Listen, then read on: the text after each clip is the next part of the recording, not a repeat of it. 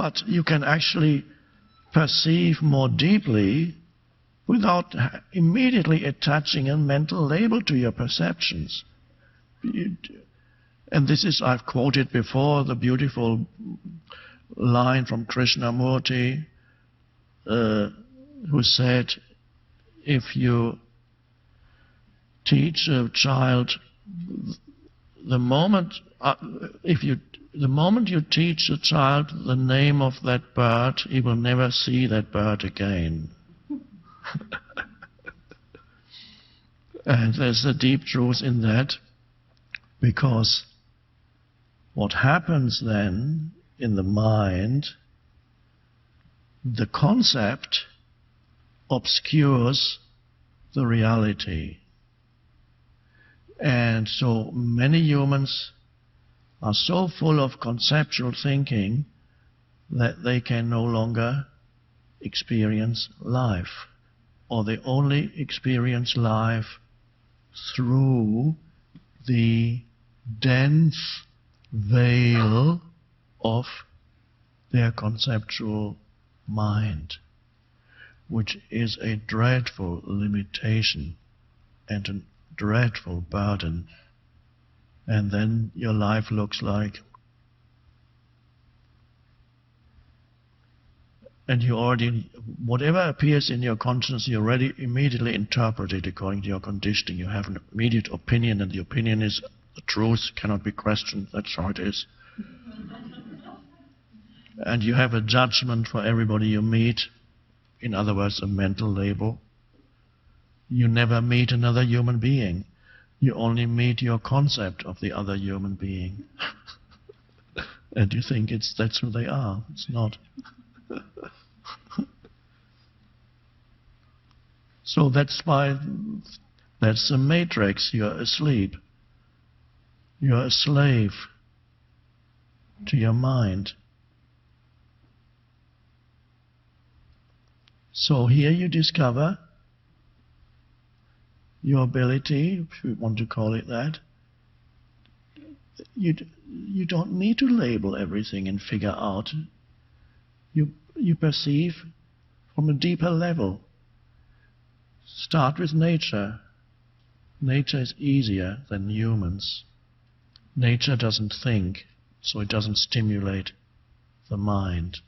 The tree doesn't think. There is a conscious presence there, which assumes the tree form, but the tree has no conceptual thinking. At least I've never heard a tree think. When you stand by a tree and you look at the tree, you can actually sense how still it is and how deeply rooted in being the tree is. And some trees have been there for hundreds of years. If there were a sound associated with a tree, it would probably sound like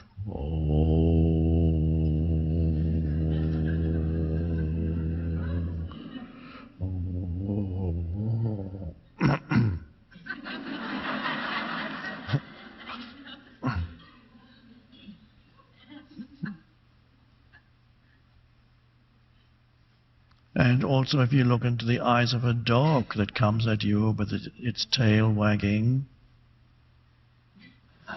and you'll notice there's a moment when you can be free of thinking, because the dog isn't thinking. The dog has no conceptual opinion of who you are, and so there's no judgment. And so it frees you for a moment from your mind. That's why people feel drawn and they go, they don't realize that for 3 seconds, or 4, 5, they're not thinking. They're just perceiving the dog, and you're looking into the dog's eyes and can sense the being of the dog, and that awakens their own being for a few seconds. But if you start to live with a dog, it doesn't work, or it may still work, but I have seen many dog owners Let's say they come back to the dog is, you go into a store to buy something, the dog is in the car. When you get back to the car after 5 minutes, the dog greets you as if you had been away for a year. And some owners don't even acknowledge the greeting of the dog. But if they were a little bit more present, they could just go, I'm back. But they just go, they're too immersed in their mind to notice the joy of the dog. But don't depend on dogs.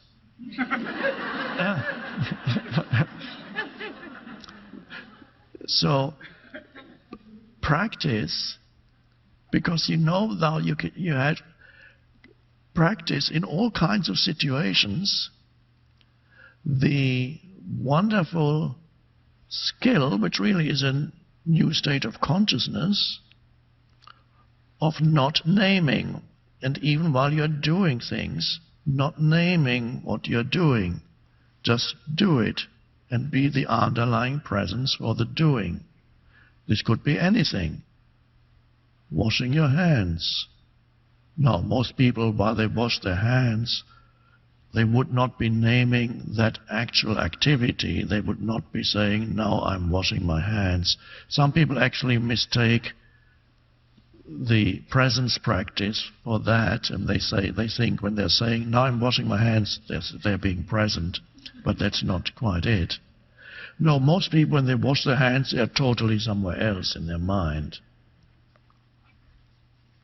So occasionally, from time to time, use little activities and do not name what you're doing, but give it your attention without interpretation. And then you will sense either the warmth or the coolness of the water on your hands. You will sense the soap, you will smell the soap. And it is a pleasant experience. If you don't name it, it actually can be a very still thing, an interval of stillness.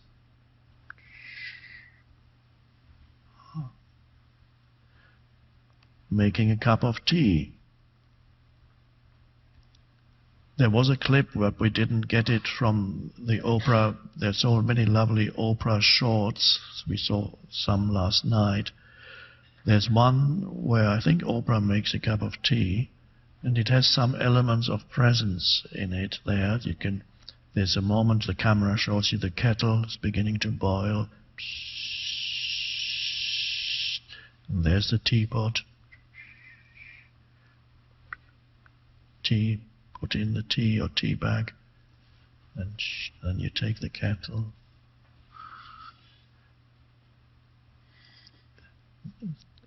Making tea and being present while making tea, as in Japan, under the influence of Zen, has developed into a kind of ritual, the tea-making ritual.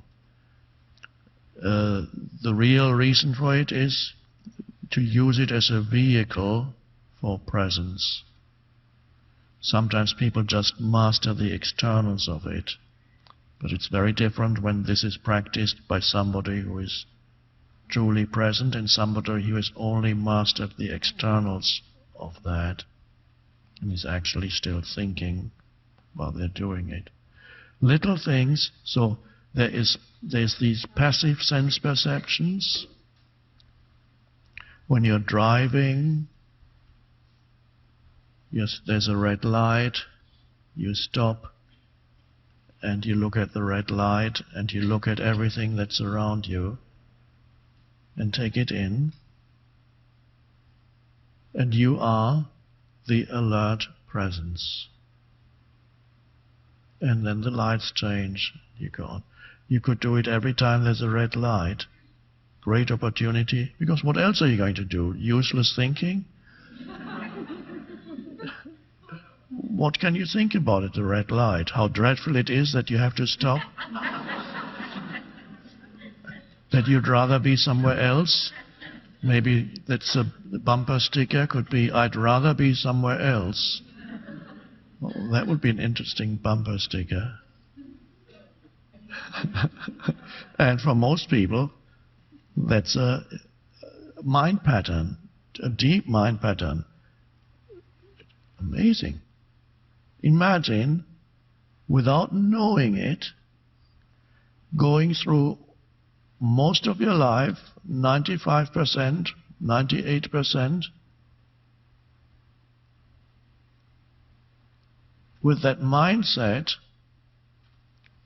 that basically tells you, I'd rather be somewhere else or doing something else.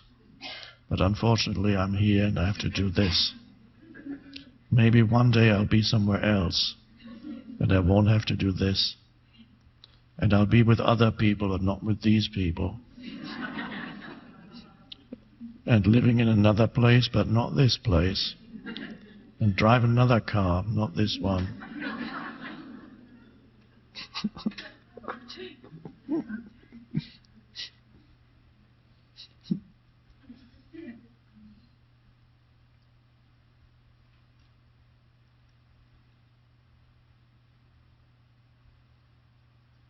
So your deeper identity is there, emerges more every time you practice not naming when naming isn't required.